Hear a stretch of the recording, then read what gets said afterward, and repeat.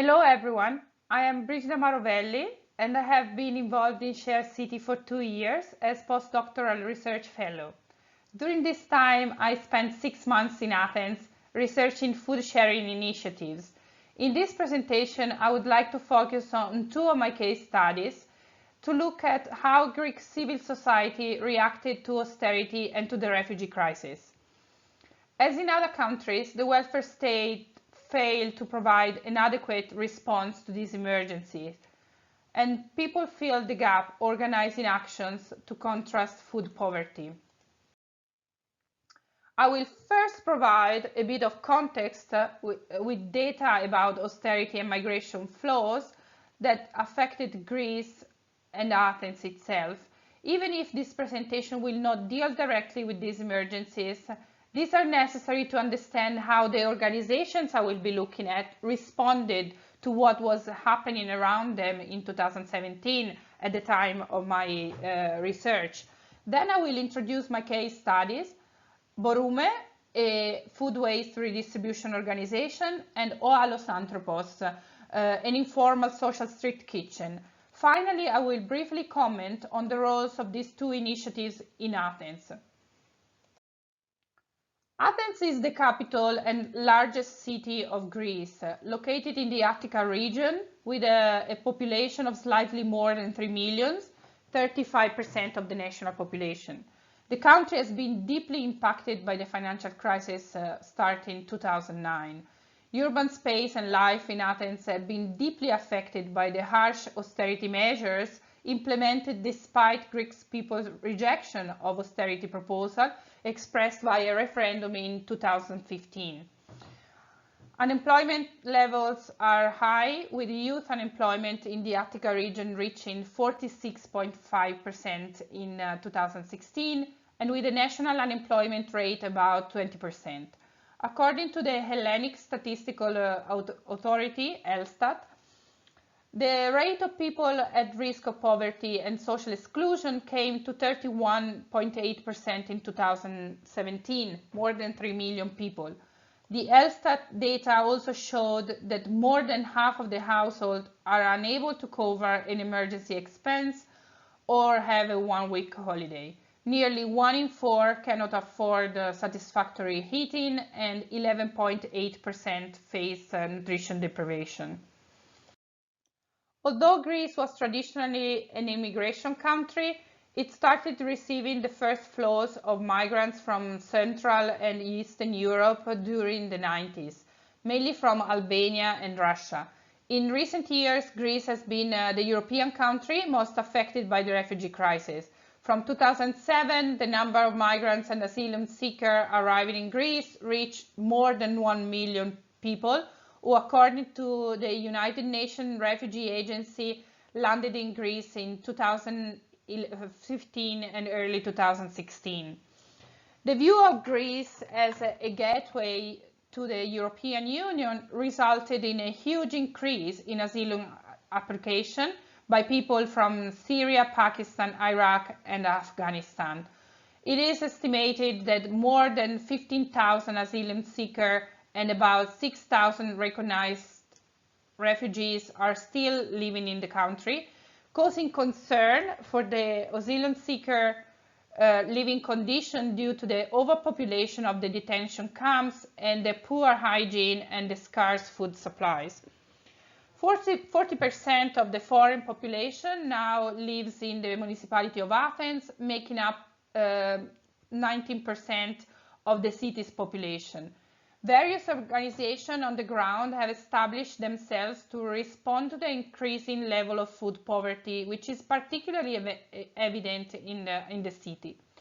Grassroots initiatives such as soup kitchens mushroomed in Athens to address the need of low-income, elderly, and homeless population.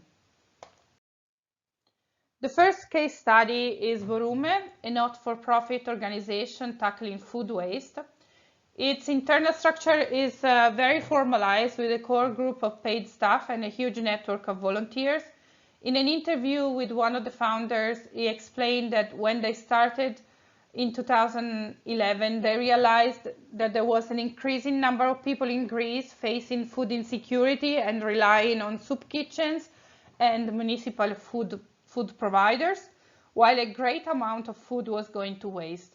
The initial idea was to save food by giving it to the people who needed it. They soon realized that there were enough soup kitchens, but they did not receive enough support. Boroume tries to achieve two main goals. First, to create programs where they can save food at every stage of the food chain, from the field to the refrigerator. And secondly, to improve awareness in the Greek public opinion about food waste, especially because food waste was and still is an overlooked issue in Greece. Indeed, Boroume's actions are extremely diversified. However, the core program consists of food collection and donation between business and charities. Food is collected from hotels, catering services, shops, bakeries, and any type of businesses that can have surplus. The coordinator of this program manages a massive database with a list of donors and recipients. And during the interview with her, she said, "So what we do practically is we handle information. We handle information of who wants to give and who needs to receive it. Then we match it."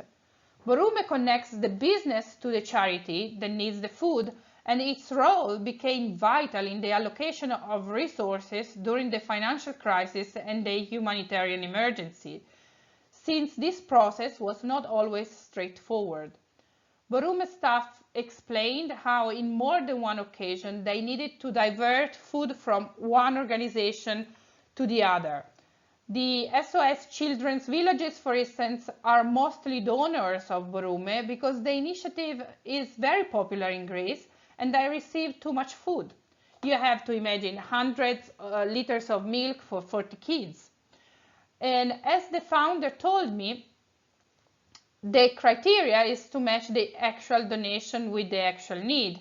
During the refugee crisis in 2015-2016, we saved more than 15,000 meals from refugee camps because they had too much stuff. Doctors Without Borders, for instance, used to call us every weekend saying we have 400, 700 sandwiches and nobody is gonna eat them. Please help us to give it somewhere else. So that's the weird part of it. Another program is food collection at farmers market, that at the time of my research covered 9 markets in total, but it was aiming at expanding the project to every neighborhood market in Athens. When I volunteered for this action, the vendors were suspicious and at times verbally aggressive, complaining about their economic situation or the welfare system, and they voiced the worry that the surplus would go to foreigners, xenous, or to lazy people. The coordinator constantly explained that all the surplus would go to registered charities and to the church. This legitimized the donation, but also reassured the vendors that the waste was not going to be sold afterwards. Likewise, the gleaning action also encountered the same resistance, being difficult to convince the farmers to donate because of the fear that the produce was going to be sold after being donated. The coordinator must build a relationship of trust, which was easier with private gardens and orchards than with farmers making a living out of the produce. Recently, Boroume initiated a collaboration with 2 municipalities that provided vacant, underutilized land for food growing, with the agreement that all the produce grown by Boroume was donated to the municipal social food grocery. As far as food waste awareness is concerned, Boroume runs a food education program in schools, showing kids safe ways to preserve, use, and eventually to donate food, contrasting the popular practice of leaving food hanging on the side of the bins, which according to the coordinator of this program is not dignified for the people in need, and it is also a health hazard. During the crisis, Boroume also received large donations from overseas and decided to use that money to found We Are Family, a program providing supermarket vouchers to families in need. All these programs are operated via a complex nexus of collaborations nationally and internationally.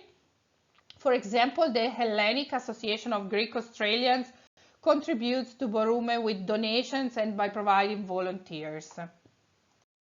The second case study is O Allos Anthropos, the other human, a social street kitchen operating since 2011 in different locations in Greece.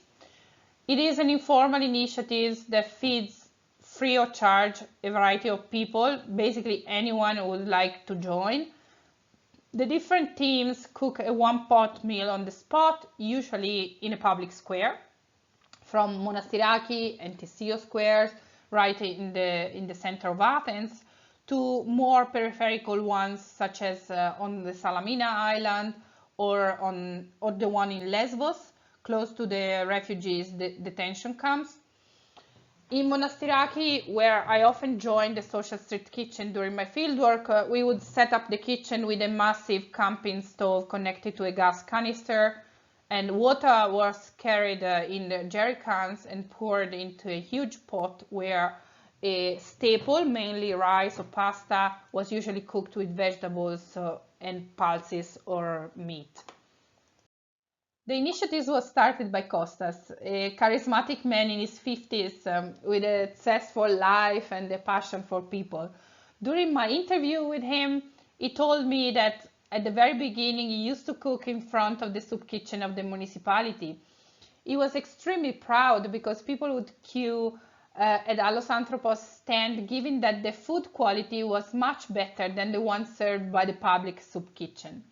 Kostas, who lost his job in marketing due to the crisis, mentions two episodes as founding events of Allos Anthropos.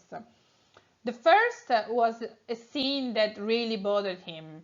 Two kids fighting over some food next to a bin. People walked past without paying attention, and this indifference was a wake-up call for him.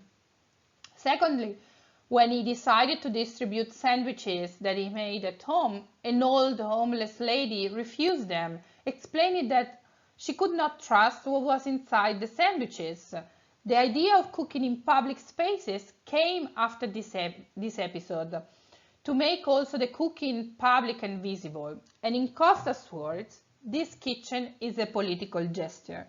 It has nothing to do with political parties, but still it is political. This kitchen is an idea that I started while being freaked out, to prove to myself that I'm not a parasite, as they wanted me to believe, because I was 45, telling me I was too old to find a job, any kind of job, not just something in my field. And I wanted to prove to myself what I can offer to myself, to society, to fellow humans. These actions are not philanthropic or charity. We cook live, we eat together, we live together. A few elements characterize the social street kitchen in comparison to other food distribution initiatives. First, thanks to Allos Anthropos' temporary intervention, public spaces are transformed into collective kitchens.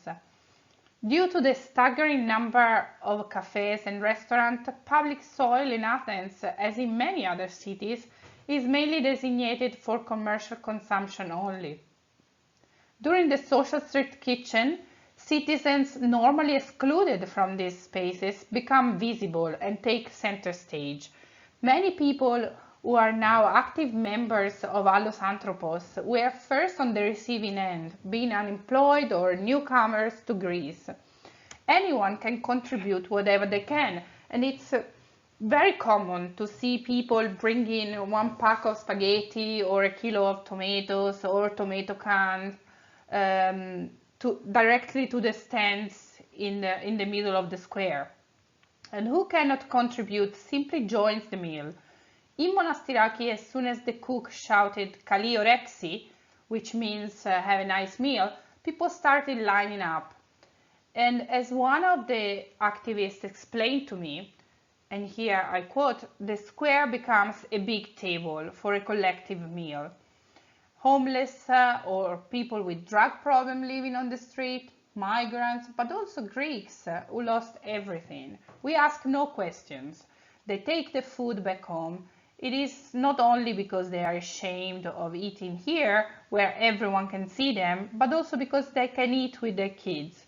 We have bigger containers for them, or they bring their own and we fill them up. The value of commensality is explained also by another activist who says, our difference is that we don't distribute charity meals. We ourselves eat as well.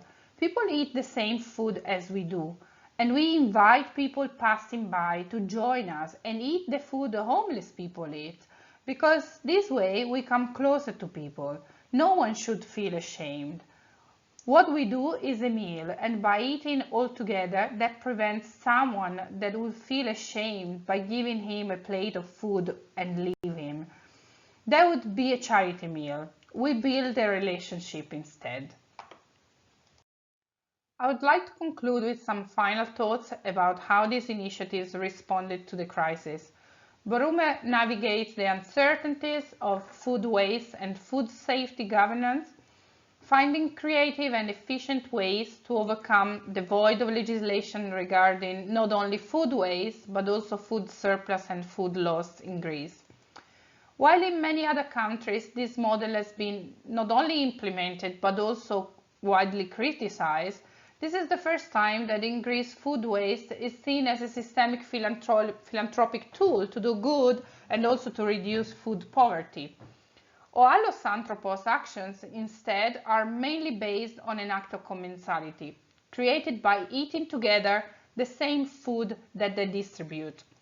It also intends to remove the social stigma around financial hardship, which is seen as social failure. This implicates an underlying idea of conviviality and solidarity, which aims to shorten the distance between giver and receiver, a process that restores a dignity that austerity seems to have stolen from people. Even if these two initiatives are very different in structures, objectives, and actions, they share one main commonality. They both try to build trust and transparency, even if with totally different systems in place. Boroume's efficiency and reliability have been legitimizing the use of food surplus, shifting the paradigm that sees it as a waste by making the surplus donation socially acceptable. The high level of control on the donation process and the reassurance that the surplus goes to registered charities only are effective strategies to avoid issues of mistrust. Oalos Anthropos, on the other hand, seeks to build trust by making the cooking a shared, public and visible process. The social street kitchen does not use eligibility criteria. Anyone can join the table. These actions are particularly significant in a political climate where populism and racism have been gaining ground. As final words, I would like to borrow Costa's answer to my question, how do you see Athens? This city is like any other city in the world. There is no difference. Human society are the same, either in a village with only 10 people or a big city of millions. People are the same everywhere. Same problems, same needs, same passions. My eyes see the people of the city. I don't care about buildings, things with no souls. Life is what interests me, not concrete or marbles or columns. My dream is that people would stop projecting their egos and start acting as part of a whole, as member of a society. I believe Costa's words are still very significant today with the global crisis provoked by COVID-19, and I thought they were a good way of ending my presentation. I thank you for your attention, and please don't hesitate to contact me in case you have further questions. Bye bye.